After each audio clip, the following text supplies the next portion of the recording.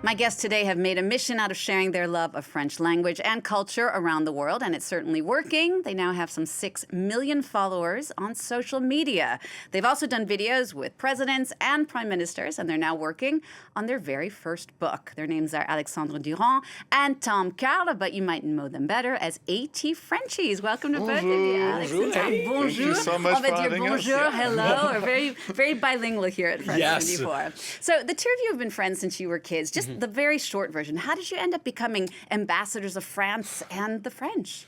Go ahead. How did we start? Tell me. We started during the pandemic. We were making videos together. We studied in the US. We moved from France to the US at 18 years old. And during the pandemic, we had a choice, either go back to France and basically put our school career in kind of like not knowing if we would be able to go back to the US afterwards or not because the flights were canceled. So we decided to stay in the US for the summer. We went on vacation together and we said, let's record some videos. And that's how it started. Right, Let's but how do you entertain go from yourself. just recording some videos, which everybody does, to getting 100,000 followers in 2 weeks? But that's the thing is like back in 2020, nobody was doing it, right? So Tom and I really had this idea of there was a pandemic. What can we do to make ourselves happy during those tough times? And we're like, well, we have a story to tell, right? We're two French guys living in the US and we're going through cultural differences every single day. You know, it's a language that's also so hard to learn. So how can we make it fun? So we kind of just started to make those videos and it just started working. Yeah, we have a very street Straight off the accent start. when we speak. You can hear it right now. It's charming. Okay, cool. So the very first videos was about how to pronounce the hardest English words. And we were butchering the language so badly that I actually got some attention. And we had like probably 30 series or 30 parts of that series that worked pretty well for us. And Yeah. Filming in our cars to filming with the president, that's definitely something we did not anticipate. Well, so you mentioned it. So you went from making these videos on a beach and somewhere in the United States to going to interview the Canadian Prime Minister Justin Trudeau and the French President Emmanuel Macron. We have that clip. We're going to take a look. how would you say a wall in French? Un mur. What about Blackberry? Une mur. Avec un accent circonflexe. Hein. Très important, l'accent circonflexe qui ne change pas la prononciation du mot. Donc après, then, how would you say ripe? Mur. And to finish, what about to whisper? Murmurer. So now if you put all of them into one sentence, how would you say a ripe blackberry whispers to the wall? Une murmure au mur. Oui, exactly. He's a good sport. It's a good sport. It's not that easy, right? You saw him think about the words, huh? Yeah, no, So- and I know, and you really have made showing how complicated French can be sort of your fabrique de marque, as we say. It's like your brand in so many ways.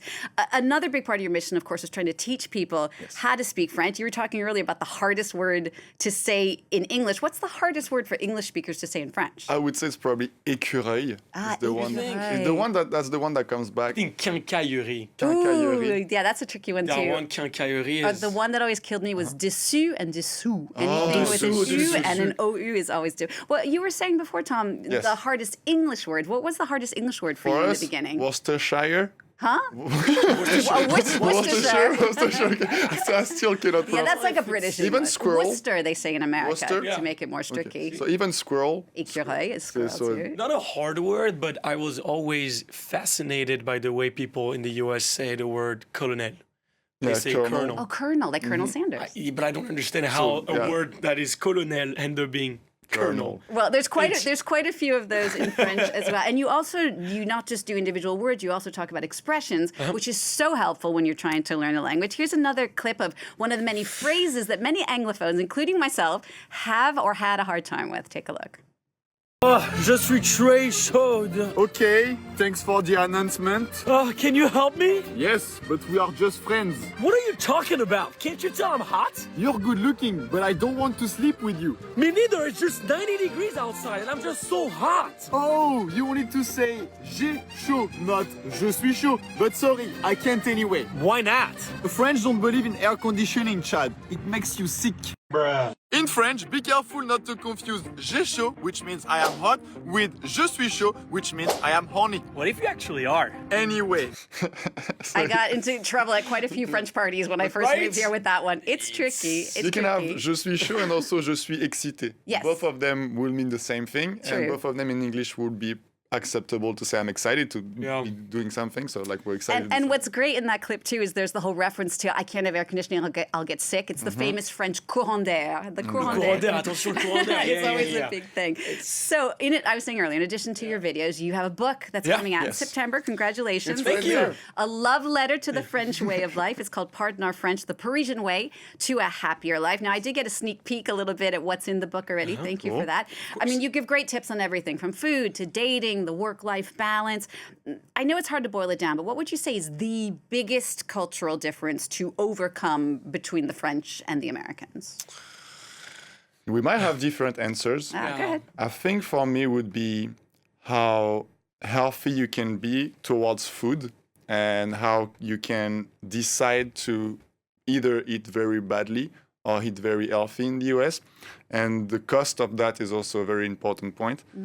In France, it's super easy to go to the market, to the fresh market, and just to be able to get whatever food you want to stay healthy and to go on a walk and for you to be able to do all these things. It's right there for you. In the US, it's kind of the opposite. What's right there for you, it's either fast food or fried food, and it's very easy to go for it. In France, it's easier to find a supermarket or a fresh market than to find fast food. And in the US, it's easier to find fast food than to find a fresh market. So that's the main difference, is to try to push yourself to go to those fresh markets instead of going to the fast food. And I think that's what was the hardest for me at first, because I would only eat fried chicken Because it was there. because it was right there. And then I was like, I need to be healthier and do it the French way. So you just have to push yourself, walk find to the it. French market or the fresh supermarket as well. They have some sessions and sections in the stores where you can find some good food. So I Alex, would say that's for me. How about for you? For me, I'll go to the world of dating. Romance. I definitely think that the one thing that struck me was navigating between dating in France and dating in the US, where in the US it's such a whole process, right? You have the talking stage, you have to hit and check boxes to make sure that then you are ready to ask your partner out. In France, it's really not like that. It's we're having something, right? Let's go on another date, a second, a third, and then it naturally becomes a partner. And I feel like in the US, you have to ask someone out, and it really at the beginning kind of bugged me to be doing that. But then what I like also is that you're setting boundaries, right? Like, where this is what we are, we have a label, and it makes things clearer. But also Yeah, it's kind of weird because I have a very funny story about that. I started to talk with my current girlfriend. Who's American. Who's American. So at the very beginning of 2018, when I went to the US, and I thought that I was with her because we had many different dates. It's been like 2-3 months we were talking and sharing times together. And her best friend comes and says, so when are you going to ask your girlfriend out? I was like, what do you mean? We're already together. And then she was like, no, you need to actually go to the restaurant, ask her properly, do you want to be my girlfriend? And then I went that night when she told me, and then she was officially my girlfriend. But that was something that would never happen in France. You just grew up into that On relationship. the flip side, I feel like I've often advised that to newly arrived Americans here, be careful who you have coffee with. Because it might end up being your fiance. yes. Do you what would you say you miss most about France? Because you both live in the States. It's a lot of things.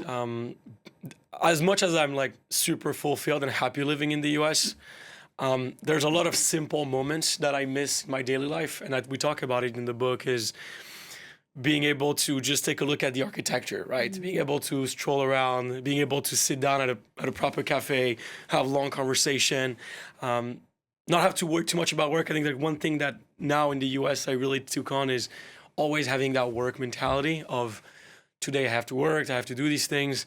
But when I'm here, there's just this feeling of me first, right? Money will come eventually, but what matters is me, my family, my loved ones, and the small moments of happiness that are gonna happen. Yeah, no, it's great. Yeah, I would say probably being with my family and my friends. Yeah. It's harder to make friends in the US. We talk a bit more about it in the book. In French, you have different types of friends. You have amis, you have copains, you have potes. In the US, it's mostly just friends. You don't really have like close friends as much. You more have acquaintances. And Acquaintances. yeah, it's basically it's harder to make new friends in the US as of like deep cultural bond between two people. It's more of a But it's networking, more- right? yeah, That's exactly. true. Which I like. Yeah. So So we just have a minute left. I Yes. do have to ask you, we love the homophones here at France Yes. 24, the thing we saw with President Macron. Would you just please do me a homophone before you So- go? for you, Are you ready? There you go. Can I write it down? Go ahead. Yes. Go ahead. How would you say 100 in French? 100. That's easy. what about blood? 100. How do you say feel? 100. Sentir. How do you say healthy? 100. Okay. Then how would you say without? 100. So if we put everything into one sentence, how would you say Without blood, I feel 100% healthy. Sans sang, je me sens 100% sain. Thank you so much, Alex and Tom. That was very so much. much fun. AT Frenchies, thank you so much for coming on the show. We love Merci. so much Thank what you you for do here. having It's a us. lot of fun. If you want to learn about France and the French, be sure to check them out. It's a lot of fun to check out their videos online. And you can catch this interview again on our website. That is France24.com. thank you very much? Merci. Thank you. Okay. I'll be right back in just a few minutes. Don't go away.